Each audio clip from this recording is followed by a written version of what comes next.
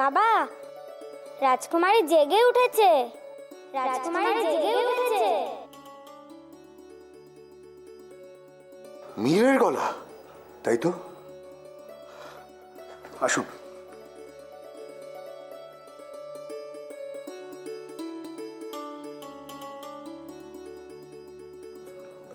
আসুন মহারাজ। এবার আপনার বন্ধন খোলার সময় হয়েছে। আচার্যদেব, আমি সব শপথ বাক্যে আমার মনের অন্তর থেকে সম্মতি প্রকাশ করেছি। এবারে আমি আমার খনাকে ফিরে পাবো তো? হ্যাঁ মহারাজ, খনা এবার জ্ঞান ফিরে পাবে। আপনি নিশ্চিন্ত মনে প্রাসাদে ফিরে যেতে পারেন। আচার্যদেব, আমি কি করে যে আপনার কৃতজ্ঞতা প্রকাশ করব জানি না। মহারাজ, এবারে আমি আসি আচার্যদেব। চলুন।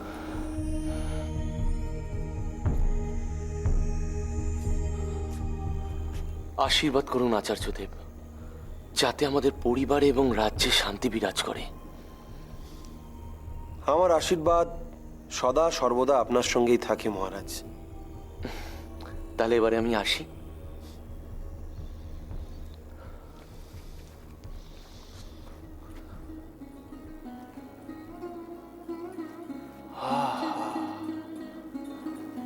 অপূর্ব, অপূর্ব। সপ্তর্ষি আবার উজ্জ্বল রূপে দেখা দিয়েছে। কতদিন বাদে সপ্তর্ষি আবার উজ্জ্বল রূপে দেখা দিল। হে ঋষিগণ, আশীর্বাদ করুন খনার জীবন দীপ যেন এরকম উজ্জ্বল রূপে জ্বলে ওঠে, আর সিংহলের ভাগ্যও যেন প্রস্ফুটিত হয়। আশীর্বাদ করুন।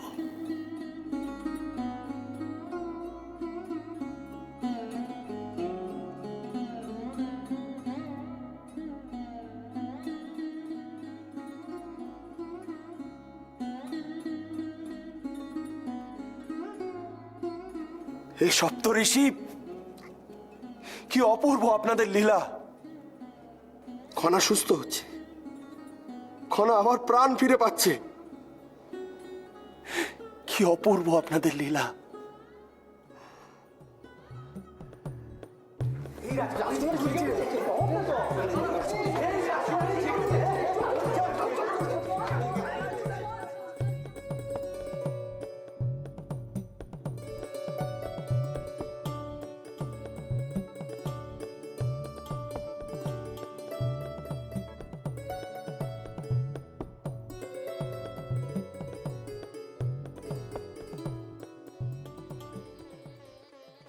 রাজকুমারী, রাজকুমারী, রাজকুমারী ভালো হয়ে গেছে।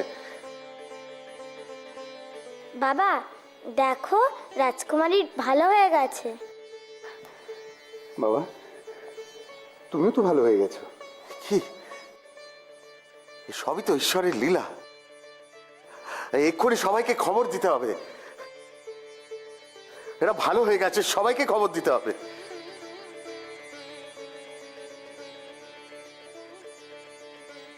খনা, মিহির, মিহির,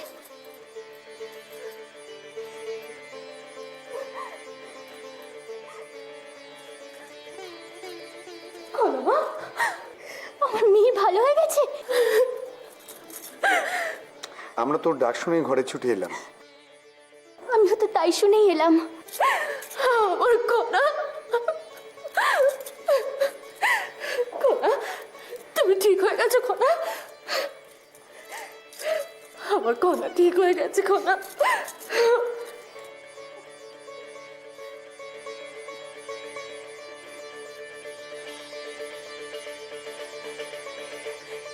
খনা, আমাদের খনা সুস্থ হয়ে গেছে, কিন্তু এসব হলো কি করে?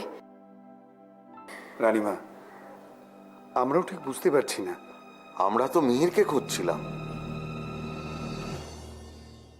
হঠাৎ মিহিরের ডাক শুনতে পেয়ে ঘরে ঢুকে দেখি মিহির দাঁড়িয়ে আছে আর আমি বুঝেছি, এবারও মিহিরের জন্যই আমার খনা ঠিক হয়ে গেল।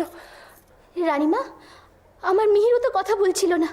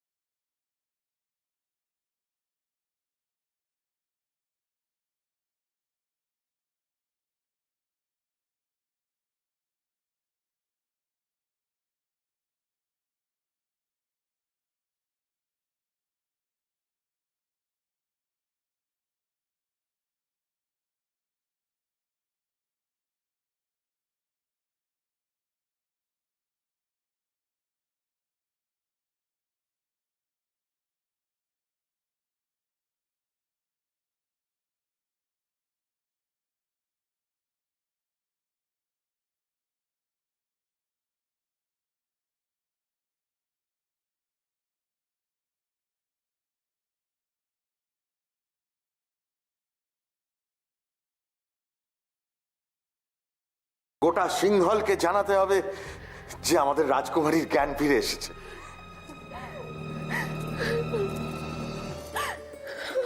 খনা,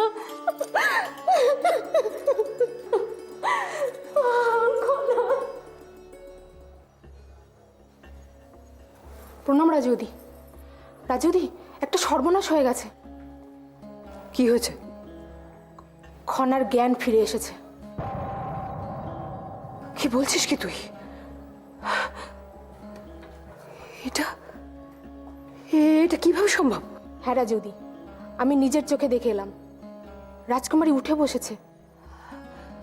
কি করে হলো? এতদিন পর্যন্ত যার বাঁচার সম্ভাবনাই ছিল না, সে রাতারাতি সুস্থ হলো কি করে? তা তো জানি না রাজুদি, কিন্তু ঘরে সবাই বলাবলি করছিল মিহির আশাতেই নাকি এটা হয়েছে। আবার আবার মিহির? রাজপ্রাসাদের বাকি সবাই কোথায়? সবাই রাজকুমারের ঘরে আছে।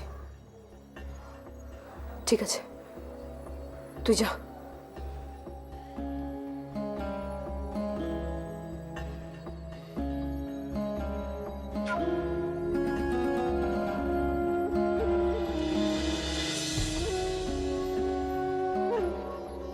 আজ সিংহলের বড় শুভ দিন। তোমরা সবাই চারিদিকে ছড়িয়ে যাও, সবাই যেন জানে, সারা দেশ জুড়ে যেন উৎসব হয়। আমি তাহলে উত্তরে যাই প্রধানমন্ত্রী মশাই। আমি যাই, আশেপাশের গ্রামের সব মানুষদের খবর দিয়ে আসি। সবাই যাও। আমরাও যাই। সবাইকার জানা প্রয়োজন। সবাই যাও।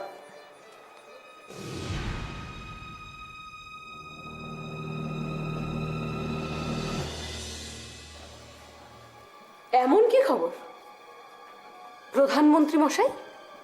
সে কি রাজৌদি, আপনি সুখবরটা পাননি? সেটাই তো জানতে চাইছি। আমার ভাই মহানামা মারা গেছে, এটাই তো সুখবর। এ কি কথা বলছেন? মহানামা মারা গেছে এমন কোনো প্রমাণ তো আমাদের কাছে নেই। যথেষ্ট প্রমাণ পাওয়া গেছে প্রধানমন্ত্রী মশাই, আর আপনি সেই কারণেই এই উৎসবটা করছেন, তাই না? ছি ছি, এ কি কথা বলছেন আপনি? রাজকুমারীর জ্ঞান ফিরে এসেছে, সেই কারণেই তো আজ উৎসব। আর আমার ভাইটা যে ফিরল না, সে খেয়াল কারণেই।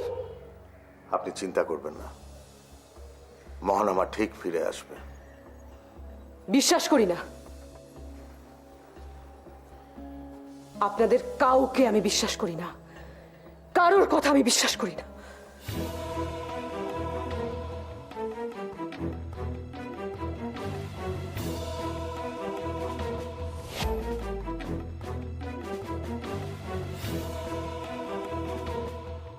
মনে হচ্ছে প্রাসাদে পৌঁছাতে পৌঁছাতে ভোর হয়ে যাবে।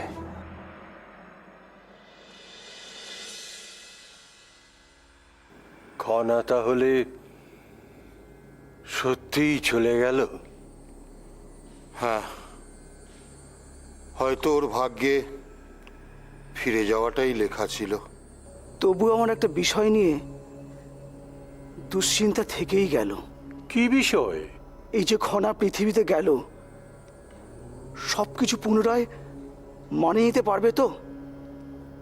সবাইকে চিনতে পারবে তো? পারবে। আপনি নিশ্চিত? হ্যাঁ, নিশ্চিত। কারণ আপনারা সবাই জানেন, খনা যে কদিন এখানে ছিল সেই কদিনের কোনো স্মৃতি খনার মনে থাকবে না। যেটা থেকে যাবে সেটা হলো ওর গ্রহণ করা জ্ঞান এবং শিক্ষা।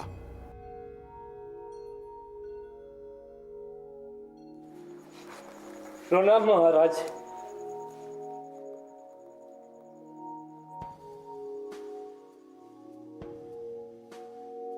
তুমি এসে গেছো উপদেশ?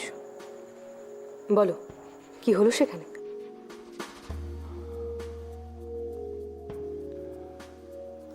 খনা কেমন আছে? মহারাজ, মহারাজ, একটি সুসংবাদ আছে মহারাজ। রাজকুমারী সুস্থ হয়ে উঠেছেন, তিনি জ্ঞান ফিরে পেয়েছেন। হ্যাঁ মহারাজ, অদ্ভুত ঘটনা। মিহিরি রাজকুমারীকে সুস্থ করে তুলেছে। কি বলছেন? এ কথা সত্যি? হ্যাঁ মহারাজ, সত্য। ঈশ্বর, তোমার অশেষ কৃপা। অবশেষে অবশেষে খনার জ্ঞান ফিরে এলো।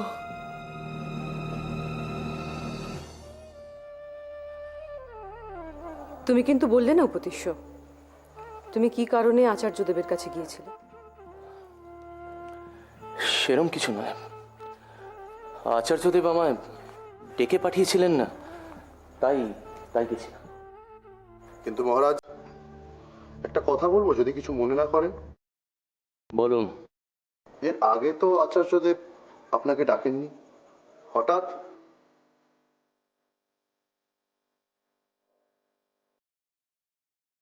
ডাকেননি কারণ আগে তার প্রয়োজন হয়নি। আজ প্রয়োজন হয়েছে তাই ডেকেছে। আসো, যাও যাক। চল। উপদেশ, আমার কেন জানি না মনে হচ্ছে তুমি কিছু লুকোচ্ছ। লুকোবো কেন? আমার লুকোনোর আছেই বা কি?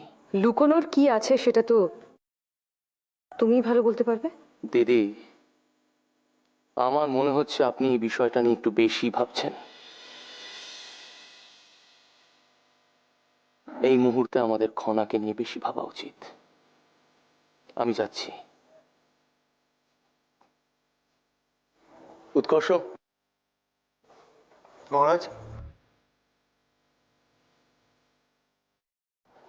উৎকর্ষ, তুমি আচার্য বিদ্যাধর মশাইকে গিয়ে বলো যে আমি ওনাকে প্রাসাদে ডেকে পাঠিয়েছি।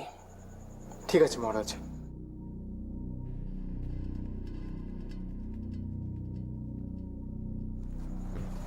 উৎকর্ষ, কি বললেন মহারাজ? মহারাজ বললেন আচার্যদেব বিদ্যাধর মহাশয়কে ডাকতে। আর কিছু? না, আমি তাহলে আসি।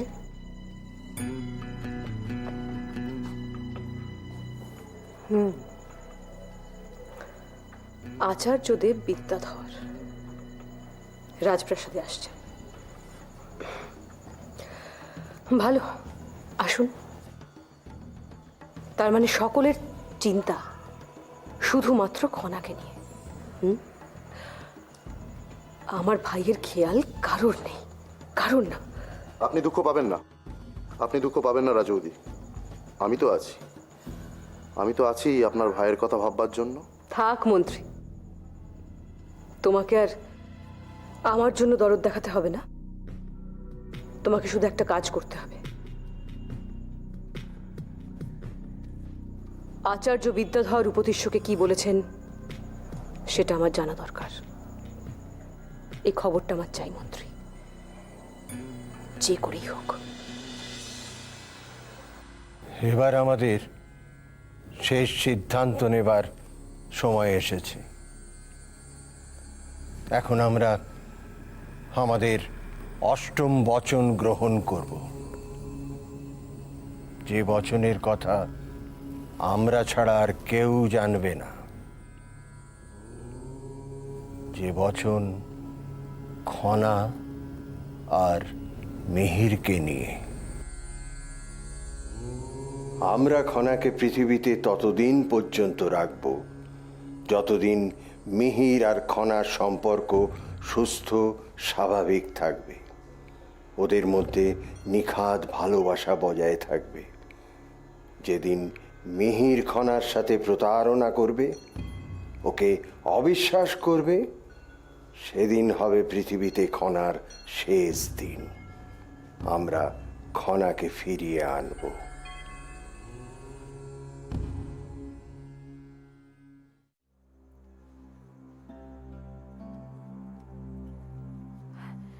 দেবী বসুন্ধরা কি আছেন?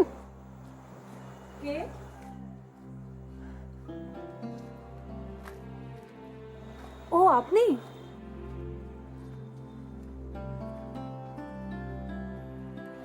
আসুন আসুন।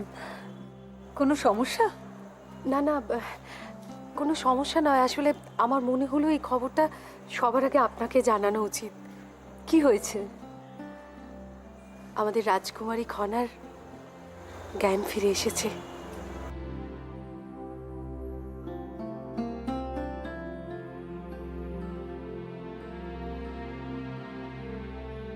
উনি তাহলে ভুল কিছু বলেননি? ঈশ্বরের অসীম কৃপা।